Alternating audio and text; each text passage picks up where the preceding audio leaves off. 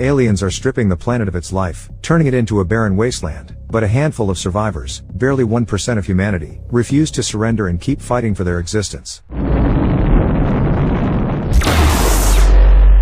Digging a grave for someone she loves, the girl recalls the past year, the year the unknown ones appeared on the planet. No one knows who they are or why they came. All they do is drill into the ground, day after day. The only thing everyone knows for sure is that since their arrival, there are always 2 hours of silence each day, 2 hours when nothing threatens humanity. When the girl finishes burying the man, tears stream down her face as she looks up at the sky, where an alien ship hovers motionless. Gathering her things, she hurries back home and locks the doors. Then she goes to her brother, takes out a small wooden chest, and flips through old photos of their family. Some time later, glowing dots shoot out from the alien ship in all directions, followed by a powerful explosion. The brother and sister wake up in shock. The brother is alarmed, he's sure it was a gunshot, but the girl insists it wasn't. Still, she quietly reaches for her weapon. Later that morning, the brother sits in the kitchen, listening to the radio, hoping to hear some news. On one frequency, he picks up strange, howling noises. It unsettles the girl, who asks him to turn it off. When the smaller ships finally return to the main one, the girl steps outside to walk the goat and scavenge for supplies. Before leaving, she gives her blind brother strict instructions. If he decides to go anywhere, he must lock all the doors behind him. Then she leaves. At a stream, the girl refills their water containers and catches a few fish. Meanwhile, a young man in military uniform, carrying a weapon, approaches their house. Unaware that someone is nearby, the blind brother goes outside to gather the last of the vegetables from their small garden.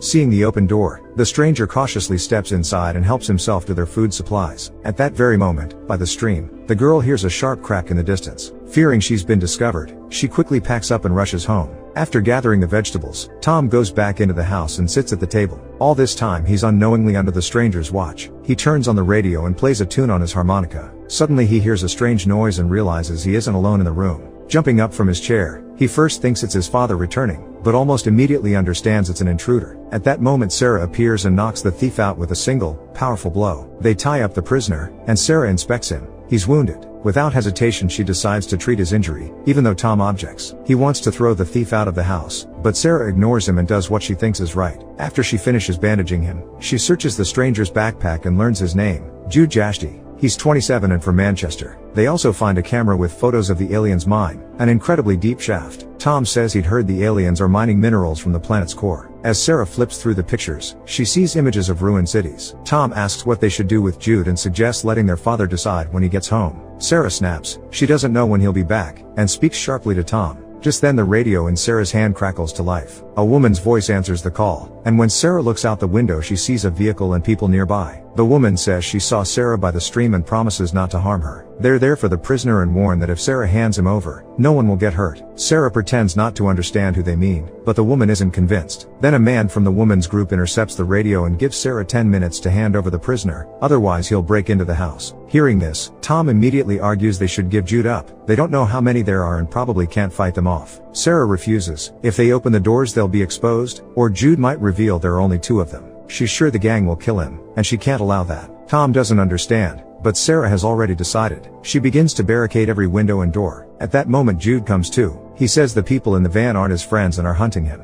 He's been hiding from them and from the aliens. He claims they tricked the patrols with thermal blankets stuffed with mice and asbestos fibers, a makeshift disguise that fools the flying scouts. He begs to be untied, promising he can help defend the house. Sarah doesn't trust him. He's in military clothing. Jude insists he stole the uniform from a dead man and that he's actually a journalist. In his pocket is a photo of his wife and daughter, both dead. He warns that Tom and Sarah won't be able to defend their home. There's no other farm with so many supplies and animals nearby, and the people in the van won't leave empty-handed. There are 4 of them now. There had been 5 in the morning, 1 killed by a blaster. Not believing a word, Sarah gags Jude and leaves him tied up. After some time, she notices some movement outside, and then there's a knock at the door. At that very moment, a window on the 2nd floor shatters into pieces. Grabbing a shotgun, the girl cautiously heads upstairs. In one of the rooms, she finds the broken window but decides to check the other rooms as well. Unfortunately, in the hallway, a man is already waiting for her. He attacks her from behind and presses a knife to her throat. Meanwhile, Jude removes her scarf and pleads with Tom to let him go. Sarah needs help. She can't handle this alone. The girl struggles to break free from the attacker, but he ties her hands. Hearing her sister's screams, Tom finally cuts the ropes, and Jude rushes upstairs. He arrives just in time, as the attacker is about to assault Sarah. Sneaking up, he grabs the man by the throat and holds him until he stops breathing. After confirming the attacker is dead, the girl stands and thanks Jude. Back in the room, she decides to close the broken window and almost gets shot in the process. After barely securing the shutters, she and Jude head downstairs. Peeking out, they spot a woman watching the house closely.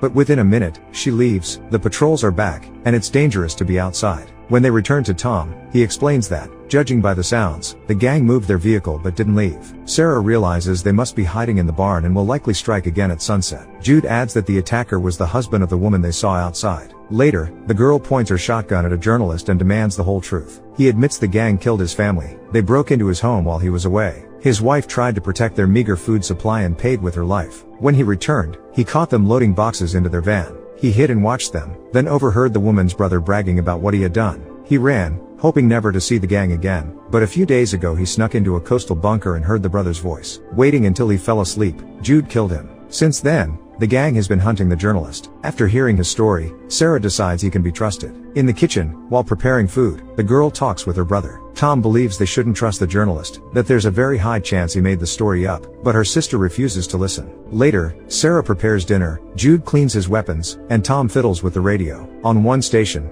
they catch a report that an unusually large swarm of ships was spotted over Gloucester, heading south. The blind man thinks they are coming for them, while the journalist finds their behavior strange. Their actions have changed. Before, they drilled as if there were no tomorrow. While finishing up the meal, Sarah asks Tom to bring a bottle of wine. They haven't had guests in their home for a long time, and this felt like a reason to celebrate. At that moment, Jude enters the kitchen. Once Tom steps out, he asks how her brother lost his sight. Sarah explains that it happened during the alien invasion. He had been outside with their mother and lost his vision from a bright flash, while their mother died. Jude feels deeply sorry, especially since they also lost their father just a few days ago. He saw a bright flash too, which means the aliens killed him. He insists that Tom needs to know the truth. The longer she hides it, the worse it will be for him. But Sarah avoids the conversation, believing she knows best how to handle it. That evening, the woman contacts them again over the radio and learns that her husband is dead. She proposes to settle things peacefully and hand over Jude. Then they would leave and never bother them again. But Sarah decides to lie. She tells them that the prisoner somehow untied his ropes and escaped a few hours ago. Most likely, he's already dead, though a thermal blanket may have protected him. The woman asks for clarification about what happened to her husband and requests at least the body so they can bury him. After a moment, Sarah reluctantly agrees. Jude immediately warns her not to do it. They won't leave, and they only want the body for food. Horrified by the idea of cannibalism, Sarah hesitates. Tom insists that the man must leave. He's sure the gang is only here because of him.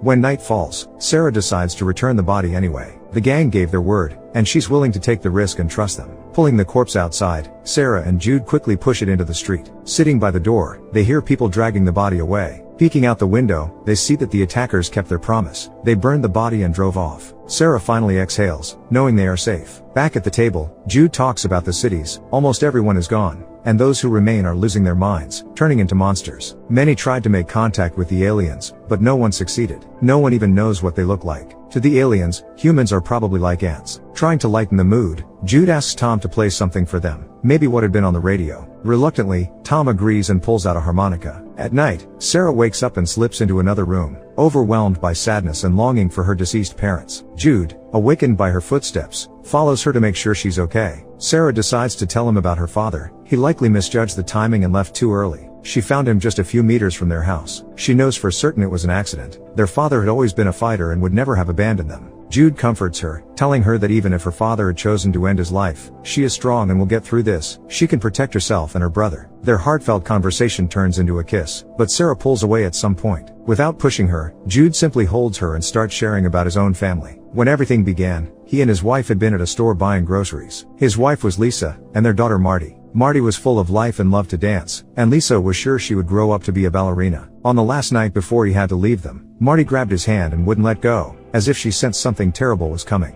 These memories bring Jude to tears of pain and despair. Meanwhile, Tom wakes up alone in bed, waiting for his alarm to ring, then decides to go outside. Closing the door behind him, he unwinds a rope and uses it for support as he walks. Reaching his mother's grave, he sits beside it and plays his harmonica. Suddenly, he hears the sound of a small stone falling. Reaching out, he realizes in horror that it's another grave, his father's. Screaming, he rushes into the woods and keeps moving forward. But behind a tree, a man from the gang waits, ready to strike the blind boy at the first opportunity. At the same time, Sarah wakes up in Jude's arms. Coming downstairs, she notices that her brother is gone. Terrified, she prepares to rush outside to find him. But Jude stops her. It's too dangerous, too many patrols, and going out now is impossible. Yet, seeing her determination and knowing she would search for her brother anyway, he decides to help. Wrapping themselves in thermal blankets, they head outside. Near their father's grave, Sarah finds Tom's harmonica and realizes he knows everything himself. Running further, they come across an ash pile and see that the gang didn't burn the rapist's body, they burned a dummy, which means he's still alive. They reach the barn and carefully go inside, dropping their blankets. The roof is made of asbestos, so the patrols won't detect them. Scanning the area, they find the gang's van empty, then spot the rapist's half-dismembered body. Sarah is overwhelmed and vomits. Once she calms down, she remembers the barn has a basement, and the criminals are definitely there. Mixing a few chemicals, she pours the mixture on the doors and, along with Jude, hides. The mixture reacts violently, producing thick smoke and a terrible stench, forcing the gang to run from their hideout. Wasting no time, Jude kills 2 of them.